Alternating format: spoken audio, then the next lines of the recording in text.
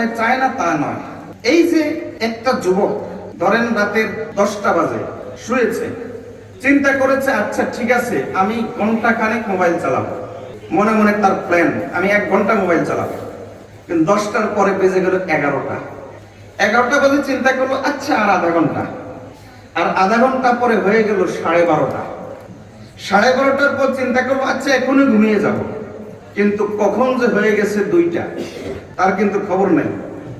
2টা বাজে চিন্তা করলো আর আমি কি করতেছি, আমার ঘুমানো দরকার, এরই মধ্যে কখন যে হয়ে গেছে 3টা বাজে চিন্তা করলো আরে সবাই ঘুমাচ্ছে আর আমি কি করতেছি, এরই মাঝে হয়ে গেল কখন যে সকাল।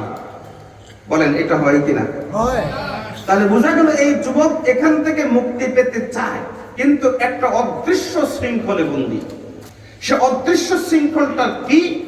সেই অদৃশ্য শৃঙ্খলটা হলো এই গুনার মজা, গুনার প্রতি আসক্তি। সে মজা পেয়ে গেছে। হাকিমুল উম্মত মুজাদ্দিদ মিল্লাত শাহ আশরাফ আলী থানভী রাহমাতুল্লাহ আলাইহি বলেন এটা তো গুনার মজা নয়, এটা হলো সাজা। এর কারণ হলো এই মজাটা হলো চুলকানির মজার মতো। যার চুলকানি রোগ আছে যতই চুলকায় ততই মজা লাগে, কিন্তু আসলে এই চুলকানিটা কি মজা না সাজা? ঠিক তেমনি ভাবে এই যে গুনায় অভ্যস্ত হয়ে যাওয়া, গুনায় মজা পেয়ে যাওয়া, এটা মজা নয়, এটা প্রকৃত অর্থে সাজা।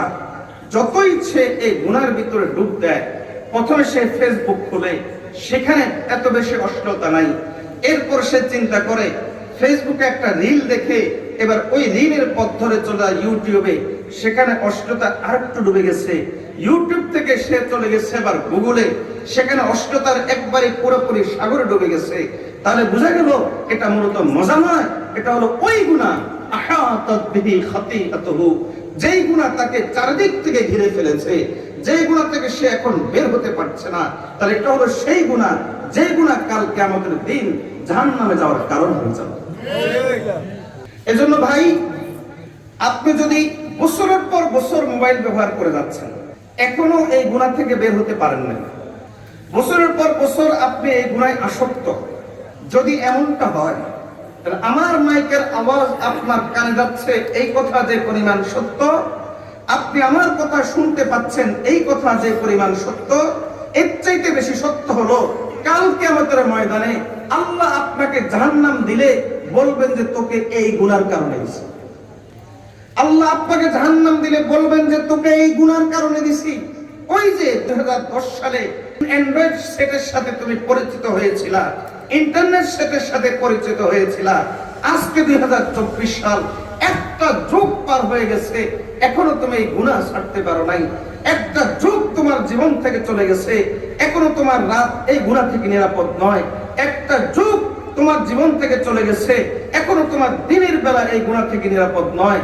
আমি আল্লাহ তোকে এই গুনার কারণে শাস্তি দিয়েছি, কারণ আমি আল্লাহ বলেছি এই গুনাই কিয়ামতের দিন জাহান্নামে যাওয়ার ইস্য হবে, জাহান্নামে যাওয়ার কারণ হবে।